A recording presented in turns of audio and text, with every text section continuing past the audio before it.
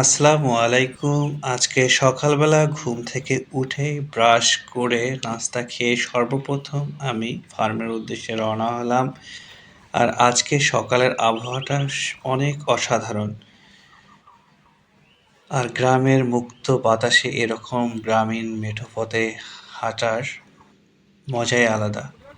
চলে আসলাম ফার্মে এসে যে আমার যে টগর গাছগুলো আছে সেগুলোতে কিছু আগাছা জন্ম নিয়েছে, সেগুলো আমি পরিষ্কার করে দিলাম।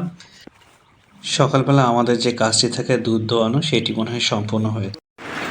মাশাআল্লাহ, এটা হচ্ছে আল্লাহ পাকের অশেষ নিয়ামত যে এই ফ্রিজিয়ান গাভীগুলো প্রচুর পরিমাণ দুধ দেয়। দেখেন আমাদের এখন 29.740 লিটার দুধ আমরা এই মুহূর্তে সংগ্রহ করলাম।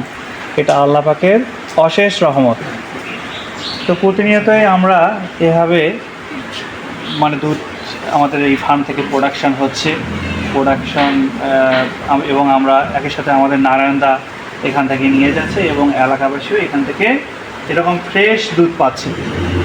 তো আমরা সবসময় এরকম ফ্রেশ দুধ সরবরাহ করতে আপনারা অবশ্যই পিয়ার অ্যাগ্রো ফার্মে যোগাযোগ করবেন এবং একই সাথে ফ্রেশ দুধ নিয়ে আপনাদের যে শরীরের ভিটামিনের চাহিদা সেটা পূরণ করবেন। সকলে ভালো থাকবেন। আল্লাহ হাফিজ।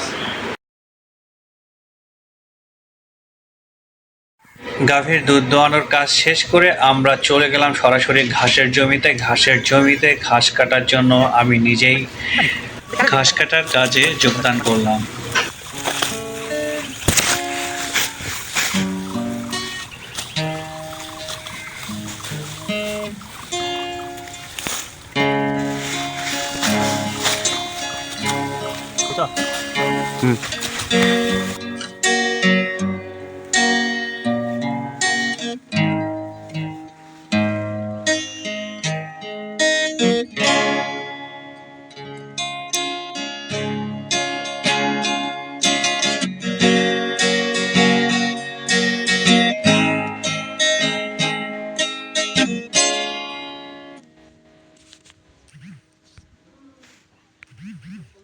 ঘাস কাটা শেষ করে আমরা এই কাঁচা ঘাসগুলো গাভীকে খাওয়ার জন্য সেটে নিয়ে যাব এবং দুধ দোয়ানোর পরেই আমরা এই কাঁচা ঘাস গাভীকে সরবরাহ করে থাকি।